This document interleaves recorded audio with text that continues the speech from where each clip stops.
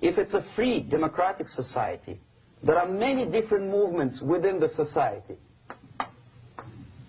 There are obviously, in every society, there are people who are against this society. They may be simple criminals, ideologically in disagreement with the state policy, conscientious enemies, simply psychotic personalities who are against anything.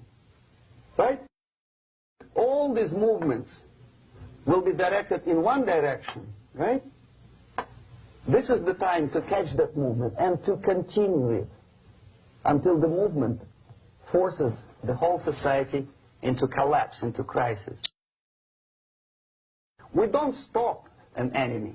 We let him go. We help him to go in the direction we want them to go. Okay? Obviously, there are tendencies in each society, in each country, which are going to opposite direction from the basic moral values and principles. To take advantage of these movements, to capitalize on them, is the main purpose of the originator of subversion. So we have religion, we have education, we have social life, we have power structure, we have labor relations, unions, and finally we have law and order. 1, 2, 3, 4, 5, 6. Okay? These are the areas of application of subversion. What it means exactly? In case of religion, destroy it, ridicule it, replace it with various sects, cults, which bring people's attention, faith, whether it is naive, primitive, doesn't really matter. As long as the basically accepted religious dogma is being slowly eroded. Education, distract them from learning something which is constructive, pragmatic. Teach them history of urban warfare, natural food, home economy, your sexuality, anything, as long as it takes you away, okay? Social life, replace traditionally established institutions and organizations with fake organizations. Take away the initiative from people. Take away the responsibility. Power structure. Okay, the natural bodies of administration, which are traditionally either elected by people at large or appointed by elected leaders of society, are being actively substituted by artificial bodies.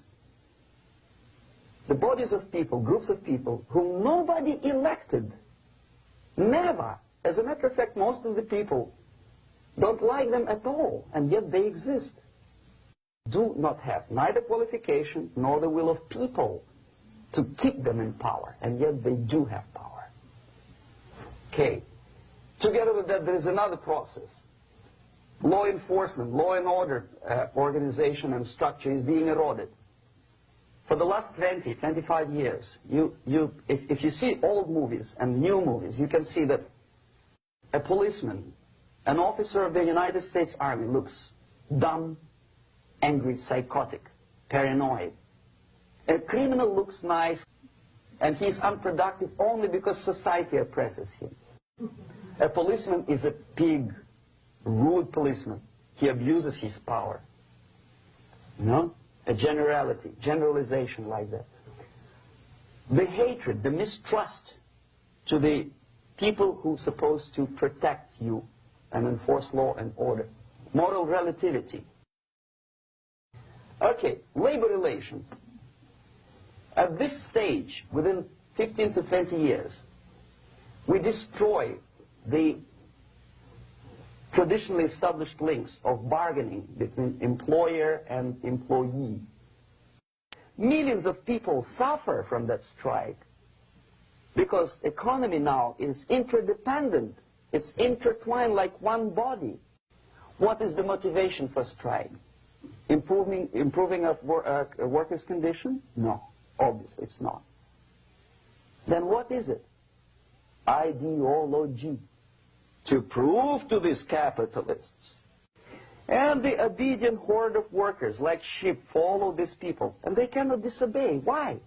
Because if they do, you know what happens to them. Pickets.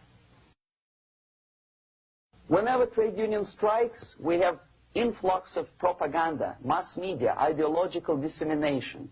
The workers' right, and we repeat it like parrots. Yes, workers' right.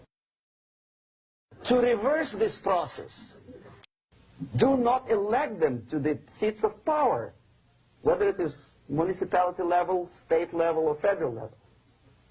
It has to be beaten in the heads of American voters that a person like that in the seats of power is an enemy. Do not be afraid of this word. It is an enemy. Strike with the power of your spirit and moral superiority. If you don't have that power, it's high time to develop it. And that's the only answer.